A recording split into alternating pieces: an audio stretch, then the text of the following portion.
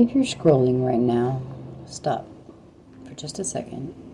I don't care if you came here for a quick distraction or if you're just trying to numb out the noise after a long day. If this found its way onto your feed right now, I want you to treat this like it was meant specifically for you. I'm not sitting here looking at you through this screen as someone who has life completely figured out. I'm not here to sell you a quick fix, a toxic positivity quote, or a 5-step blueprint to magically erase your history. I'm speaking to you as someone who has been carved out by life. I stand here as a witness to what happens when you take every piece of weight, every moment of isolation, every silent struggle that you thought was going to bury you, and you make a choice. A choice to stop letting it be the dirt that covers you and start letting it be the foundation you build on. If you are watching this and there's a heavy, quiet noise inside your head, a weight you carry around that nobody around you seems to notice or understand, I need you to hear me right now. You are not broken. You are in the middle of becoming. We live in a world that tells us to edit ourselves. We're taught to hide the jagged edges, sweep the heavy dreams under the rug, and put on a clean, polished front for everyone else. We're taught that if we're hurting, if we're struggling, or if things are taking longer than we thought, we must be doing something wrong. But let me tell you what I've learned in the quietest hours of my own life. Pain is not proof that you failed.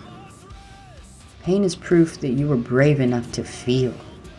It's proof that you were courageous enough to live, to love, to build, and to keep your heart open in a world that continually tries to harden it.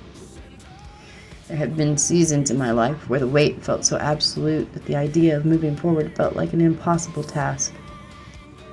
Times when the distance between where I was standing and where I dreamed of being felt like an ocean I didn't have the strength to cross. Moments where the only thing keeping me anchored was a quiet, stubborn refusal to let go. If you are in that valley right now, if you are wrestling with self-doubt, if you feel like everyone else is moving forward while you're stuck sitting in the dark, trying to piece yourself back together line by line, step by step, listen to me closely. The dark is not where you end. The dark is where the seed takes root. Nothing in your life has been wasted. Not a single tear, not a single long night, not a single disappointment. Every single storm you have survived has given you something priceless, even if it doesn't feel like a gift right now. It gave you depth. It gave you vision. It stripped away everything that was superficial and forced you to look inward. It forced you to map the internal terrain of your own spirit and find the quiet, steady rhythm of your own endurance. You are not a passive spectator in your existence. You are the author, the creator, and the architect of your life. Every single time you decide to stand back up, even if your knees are shaking, that is you taking the pin back. Every time you choose patience over bitterness, every time you choose to sit with yourself and reflect instead of giving up, you are rewriting your narrative. Your past is not a life sentence. It's raw material. You take the hurt, you take the lessons, you take the long years of waiting and navigating the wilderness, and you weave them into something authentic. You turn your quietest moments of reflection into wisdom. You turn your scars into a map, not just for yourself, but for the person scrolling behind you who is currently lost in the dark and looking for proof that it's possible to survive. When you learn to look at your friction not as a burden that defines you, but as fuel that refines you, everything shifts. You begin to realize that the very things that felt designed to break your spirit were actually sharpening your sight. You learn not to lean on those burdens as though they are your crutch. Think about what happens when a piece of art is created. It doesn't appear out of nowhere, clean and finished. It starts with raw, heavy elements. It takes pressure, time, layer upon layer, line upon line, until something meaningful emerges from what used to be empty space. Your life is the exact same way. The dreams you hold, the The quiet vision you have for your future, the sanctuary you want to build for yourself and the people you love, they are not accidental. They were placed inside you for a reason. And the pain you walk through is the very thing that gives you the capacity to hold those dreams without letting them destroy you. When you have known real loss, real exhaustion, or real isolation, you don't take peace for granted. You don't take truth for granted. You build your life differently. You build it with deeper roots. You build a space within your mind, within your home, within your work, what becomes a shelter not just for you, but for everyone who crosses your path. You become the person you needed when you were at your lowest.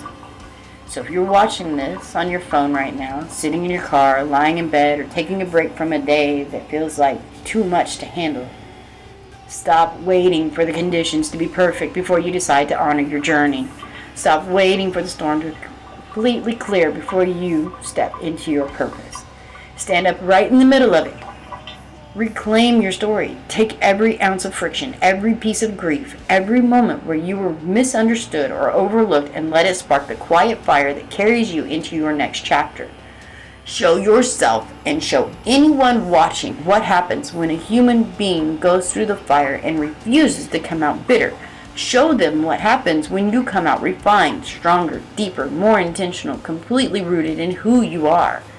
Your life is not happening to you. It is being created by you, moment by moment, choice by choice.